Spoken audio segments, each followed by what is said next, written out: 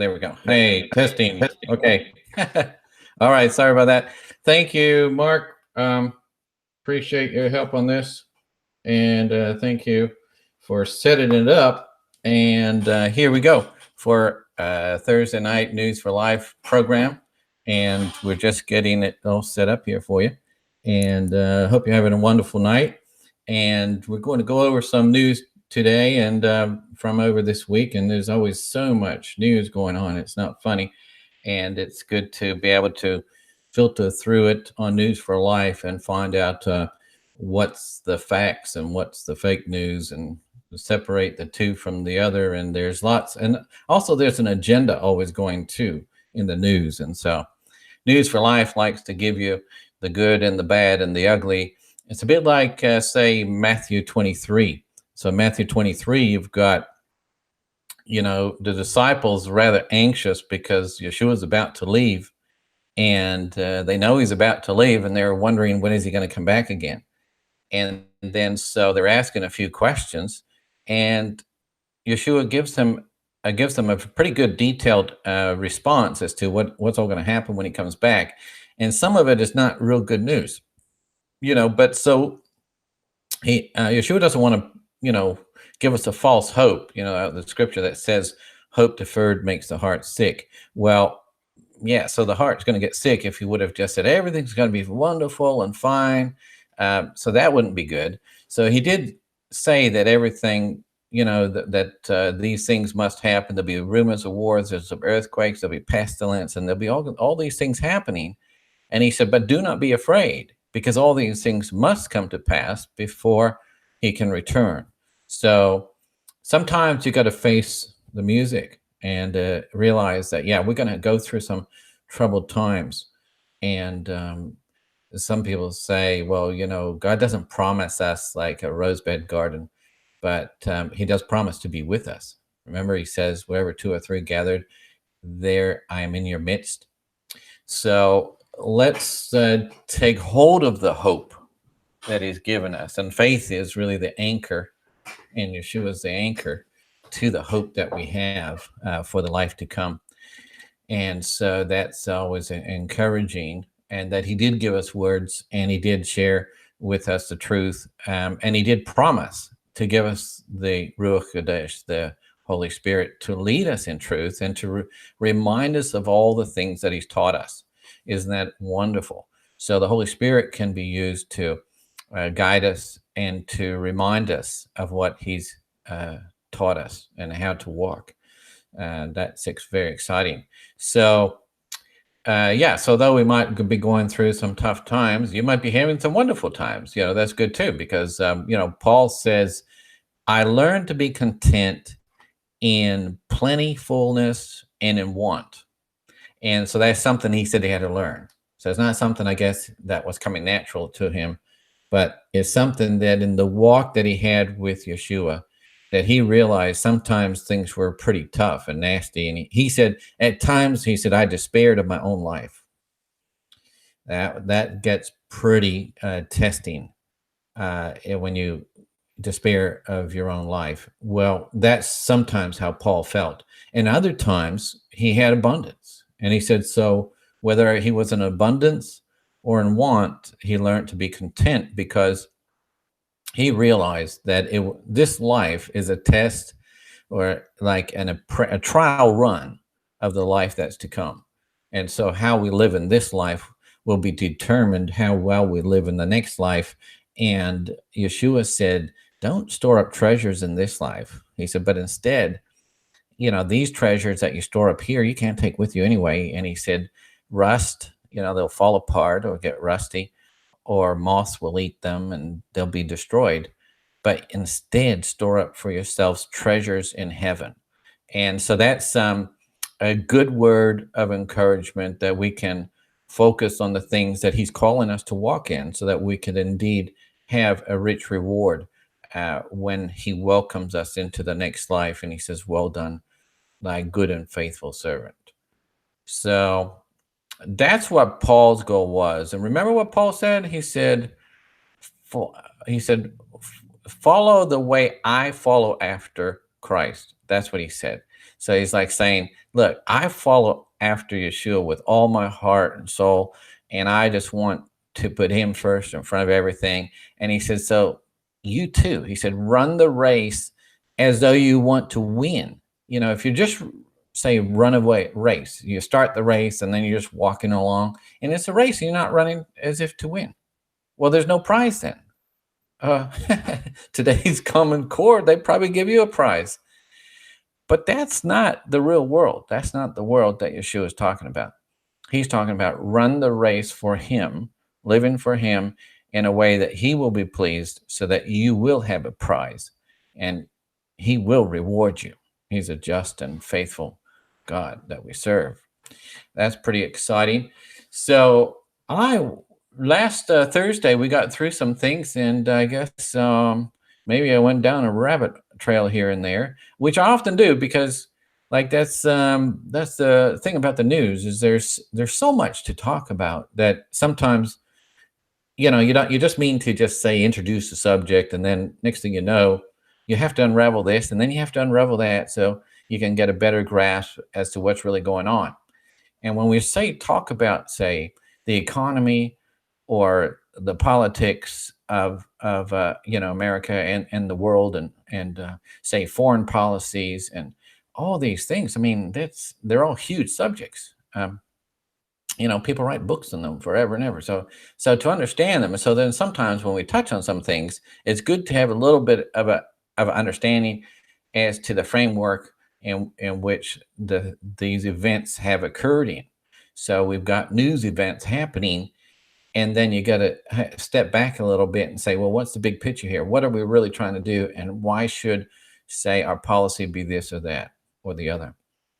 So that's the way I look at it. And so I like try to find out the truth behind the stories, and then ask some questions, because we don't always have all the answers, but we can always ask questions, and then maybe asking the questions, we can then learn to discover how things are going. Now we do have a call-in number, and I might put that up in the chat room a bit later on, or maybe I could ask my producer to do that for me if Mark is still handy. Then if you go to YouTube, you'll find us on YouTube, or you can go to Messianic Lamb Radio and you can click the link for YouTube, and you'll see that we're actually live here. And you can, if you have any questions, you can actually write in a question. And actually today I'm going to follow the chat just in case there's some questions. So last week I missed a few, but we did have a nice caller from Ohio, and so that was nice. And so if you want to call in the show, and maybe you've got some news to discuss, or you want to discuss some other topics, that's fine. We can have any subjects that you like that's weighing on your mind. We'll be happy to take a look and discuss those here too. So now, so just remember, you can go to the YouTube, and you'll find that on Messianic Lamb Radio. And in fact, I could actually show that for you if you want me to go there. I can share my screen. So let's go here, screen share. Okay. So then you can see, I'm going to share my screen here for you. And so, all right. So now let's go see here. We can show you Messianic Lamb Radio. So right here, and we can go. I'll put this up so you can see it, and that's right here, and there we go. All right. So now we'll go to a new page, and we'll go. I was going to do this last week so that you could see it all, because sometimes it's easier to see it if you got a visual. It's easier to see what's going on. So I imagine you can see this. So as far as I can see, you should be able to see this whole thing here. Okay. So then let's go to the home page. That's the store I just pulled up. And so we'll pull over to the main page, Messianic Lamb Radio, and then I'll show you where you can find the YouTube link. You're going to see some banners going across here. And so we got, so we got the fourth one, I think here is the YouTube, and you can click on this. Watch, I'll just click on that. And I hope you can see this. And so as I click on it, it goes straight to YouTube. And then you'll be able to see the channel there, and it says live now. I'm not going to click this, of course, but all you do is you just click this here, and then you'll be able to see us live on YouTube. And then you can, type in any questions that you've got there, or you can call in.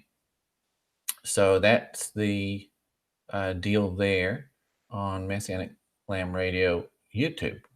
So that's our channel there. All right, so now let's get into some news and see what's going on. To do that, I'll just take this up and find out what we've got going on for you today. So this is always interesting how this opens up here. And then I've got this here. And it always blocks out my screen the second I do that, but we'll get that going. Okay. So now, let's go move that aside so I can see any chats and stuff coming in. I'm not sure if I don't know the phone number offhand, but if you have any questions in the meantime, until the phone number comes in the chat, if Mark is available, he'll put that in for me. Otherwise, you're more than welcome to just type in any questions that you've got. All right, so now I just wanted to show you this. I did find out a little bit more about what possibly there's some people that have some very good connections. Of course, I got to trust that their connections are real, of course, but it appears there's this Tyndall Air Force Base right in the center of the picture here. I wonder if I can, I've got my mouse here. So let me see here. Okay, so I've got, so say here it is here. So you can see that's Tyndall Air Force Base. And then, so you've got, so let me see here. So if I go here, there we go. So now I've got it on a big picture so you can see it, hopefully. All right, so now, so that's Tyndall Air Force Base, and there's some F-35s, and what these people were saying is that there was these F-35s here, and that they would claim they moved some out of here before the storm came, but some were damaged. Now, I don't know if you know this, but if you look into it, the F-35s, which are made by Lockheed Martin, which is apparently what I've heard, is it's not 100% owned by America. It's actually owned by the royal family of England. Apparently, I haven't researched this, so that's just what I've heard. Of course, we can always check into that. And so apparently hasn't been very successful. They've always gone over budget. The planes are extremely expensive, of course, and they're not as functional. They got a smaller wingspan. And so it's been a bit of a, what do you call that? Bit of a lemon, if you like. But not saying it's not a bad plane if it works properly. It seems like most of them are not working. So maybe 30% or 50% are working, the others are not, which is not good. These are brand new planes. So there might have been some strategy behind this, and so what they did was they took what was just a tropical storm, and I can show you that what we've got is some of the buoys that were showing the strength of the wind. And here, if you see this picture here, look how the size of the storm was covering from way over, almost basically when the storm hit, as far as Pensacola and across all the way into the, down near Tampa. All right. But the horrific winds was only about 20-mile stretch of beach right next to Apalachicola there. And my friend's got a house right on the beach there. So I did get some reports from that area there. And the strongest wind I heard was only about 65 miles an hour. Now, don't forget the weather reported that this was coming blasting in at sustained winds at 150 miles an hour. At 155 miles an hour, if you had any houses there, they would probably be roofless. Now, sustained winds means that you've got gusts that are usually much higher. So the gust could have been reaching maybe 180 or 200 miles an hour. Well, that if you had 200-mile-an-hour winds, there would be no houses left, none whatsoever. Now, there was some horrific damage where the waves came in. Waves, they said that the storm surge was, 5, 6, 7, 8, 10 feet, and some places even 12 feet. When you get 12 feet of rain, most structures cannot handle swells of 12 feet going through your house, and so the house gets completely destroyed. That's understandable. But places where there was no storm surge, there was very little damage. And for winds that were over 150 miles an hour, well, we've had a couple of hurricanes here in the last couple of years. We just had Hurricane Florence come through. And then right before that, we've had, before that, we had Matthew. I'm in the Carolinas, right near Myrtle Beach. And, Mark is too. So we've got some experience here with some hurricanes. And so I always check the weather for years, check to see whether what they're saying is true. Same with Maria last year. They were saying that it was a category 3 when I was saying it was barely a category 1. And they were still blasting out on the news hour after hour and, this is category 3. Well, it wasn't. The wind speeds I can check from satellites were only showing category 1 winds. The same. Now, this was a lot worse. Here they were saying it was a category 4, and the most I could see that it was actually only a category 1, because the strongest winds were a little over 90 miles an hour at sustained winds. And that means you could reach gusts, like, say, at the airport. It is at the airport, they did say that it was possible that they could have had as much as 86 miles an hour sustained winds. Right at the Tyndall Air Force Base, right there. Here it is. So right there, they had 86 miles an hour. And guess what? Just, this here, where is it? Here, Overstreet. See here? Overstreet, that recorded a top sustained wind of just 45 miles an hour. So that's pretty amazing. It should have been 155 miles an hour, not 45 miles an hour. And it's right off the beach. It's like a couple miles off the beach. So you can see that. So that's 5 miles there. It's like not even 5 miles from the beach. That doesn't make any sense. Some parts of Panama City were hit with some 89 miles an hour. And then there were some wind gusts that got up to 129. Anyway, so I don't want to dwell on this in any great detail, but I did want to mention that FEMA is a lot of behind this, and also the Department of Defense is what runs, of course, a lot of the weather engineering. You can really look into this if you go online, and you can see that this is rather disturbing that they're not telling us the truth. So, that was Hurricane Michael. And they keep on saying, days and weeks later, that it was one of the greatest hurricanes on record to hit. That's absolutely not true at all. It was just absolutely not true. Absolutely not true. That was a tropical storm. And what they did was, Eglins Air Force Base, this is what some people are suggesting allegedly happened, was that they hit out some microwave beams, causing the wind to pick up just on that coastal area there, and it really damaged that airport. The Air Force Base there, Tyndall Air Force Base, was really damaged. That was really where the brunt of the storm hit, and that wasn't by accident. They steered the storm right there. They can steer the storm these days. I watched some documentaries. You can go on YouTube, find some documentaries on weather control, and they go back to the 1950s and 1960s. And that's right, they were actually into that stuff back there. So I did touch on that last week. I just found a little bit more information on that. And so I wanted to run that past you.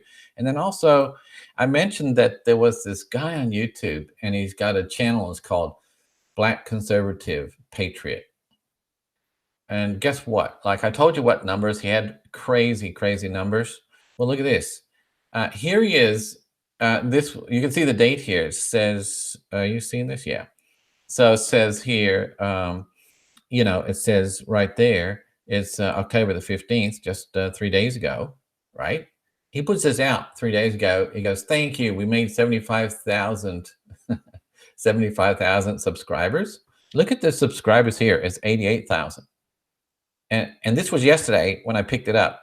So that means like in 1.5 days or so, it went up from 75 to 88. He's just got a channel that's just booming. He's just really hitting nerve with a lot of people, and a lot of people tuning in. Now, if you look at here, the views here, he's very, pro-Trump and a real conservative, like he's a patriot conservative.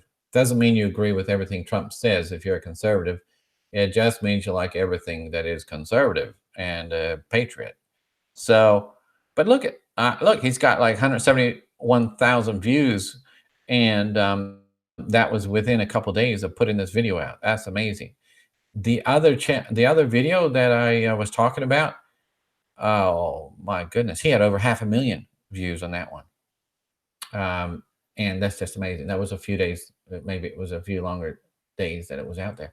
But I wanted you to see this, that this is good news, because blacks for way too long were just towing the party line, and it makes no sense why they were in the Democrat Party for this very good reason. Okay, is that and let me switch back if I can. If let me see here. It's always tricky here.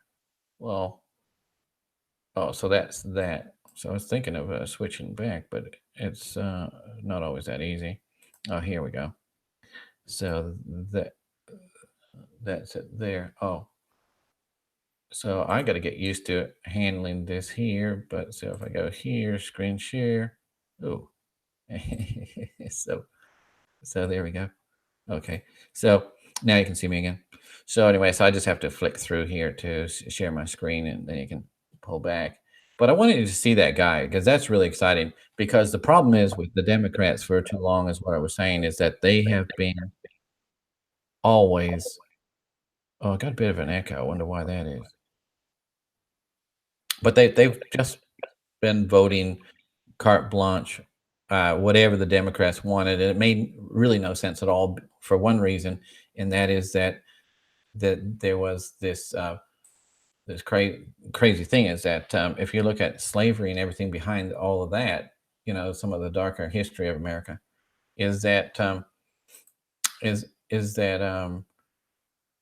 oh, there we go. So is that we had all the Republicans pushing to stop slavery, and the Democrats were always blocking legislation. And I've looked at the history of this, and you can go right back to the 1800s. You start seeing like 1850s, 60s, 80s, and right through there and to the turn of the century. You had Republicans time and time again going out there to try to change things politically, to make things better for the blacks. And there's one party who always came out, and this party is the Democrat Party, that tried to block this every single time. And so why are the blacks voting carte blanche with the Democrats over 90% every election for the last decades and decades ago? I don't know why that is. That doesn't make any sense to me. So anyway, so that's really strange that that's been happening, is that that there's such a tremendous amount of blacks that have supported the Democrats, in spite of all what they've done, and not to mention Planned Parenthood, and how it really was a genocidal program geared mostly towards the destruction of the black family.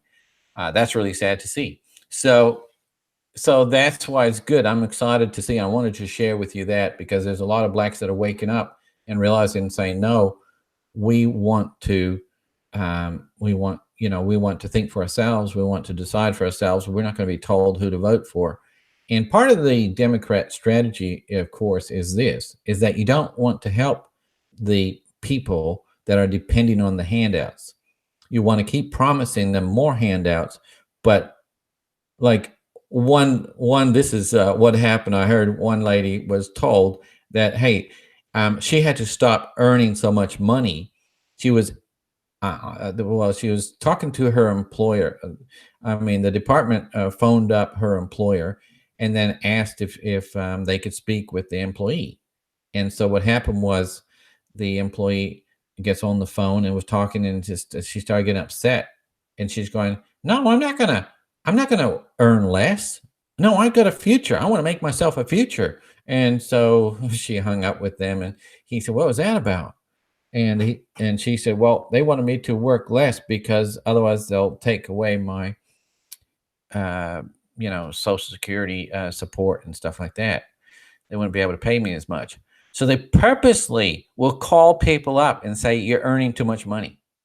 Um, they don't want you to become independent and well off.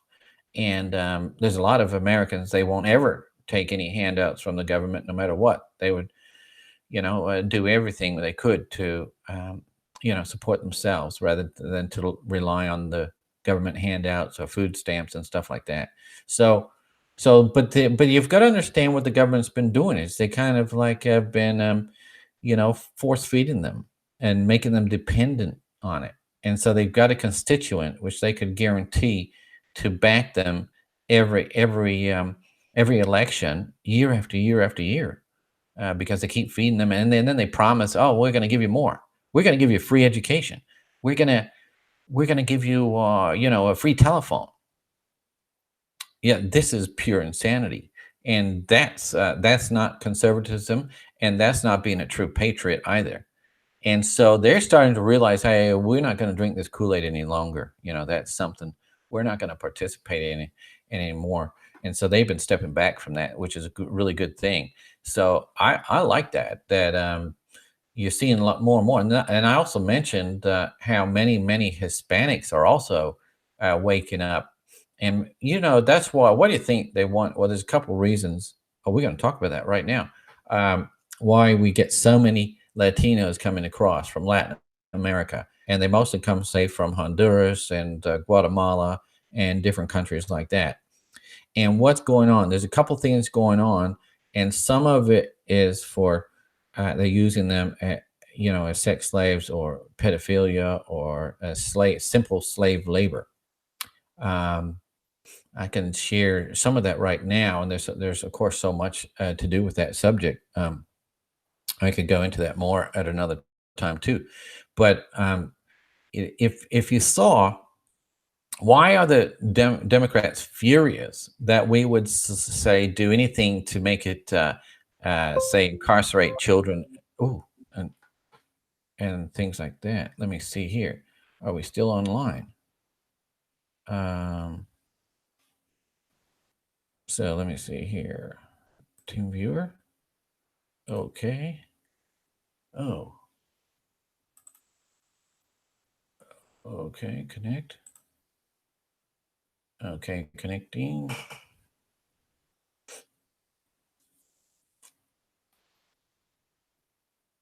Okay. There we are there. I don't know what that is. Okay, so we're back online by the look of it. I think we are. It seems to have dropped out there for a minute.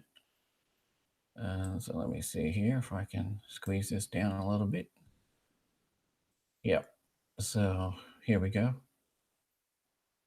Um, yeah, so as I was just saying, I don't know what happened there, but it looks like the line dropped out. Oh, okay. So just got to make sure I've got the sound coming through. And I'm not sure that I do, actually. Let me see here. Okay. I'm sorry about this, folks, but I got a little glitch here, and for some reason, it looks like it had dropped me out. So I'm not sure, but I see this looks like it's working. Camera not detected. Screen share. Okay.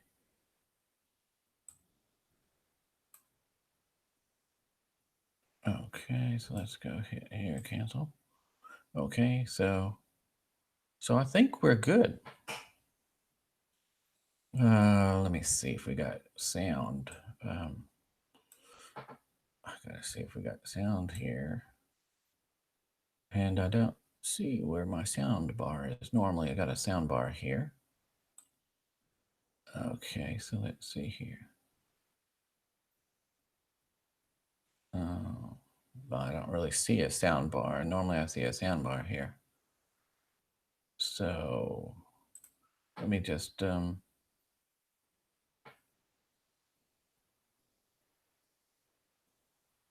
let me see here. If we got this here, we're gonna move this out of the way. Oh dear.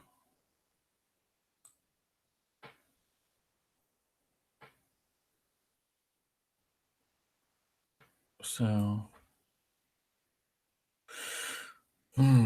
so let me see here. So this doesn't look like I'm just looks like I'm not broadcasting. If I am, I apologize, but I don't know that I am. So let me go see if there's another way I can check.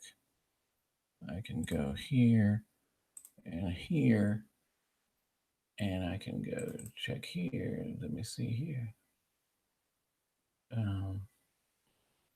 So there we go. I guess I don't have any sound. Oh dear. Okay. Looks like I don't have any sound here. I don't know why that is. Realtek speakers. I apologize for this. Dear me, I don't have sound. We got to find out.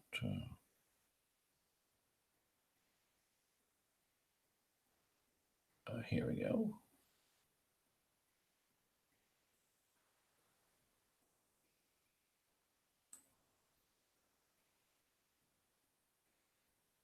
Okay. So let me go down here. I might just have to shut things down. Because I don't see anything working here.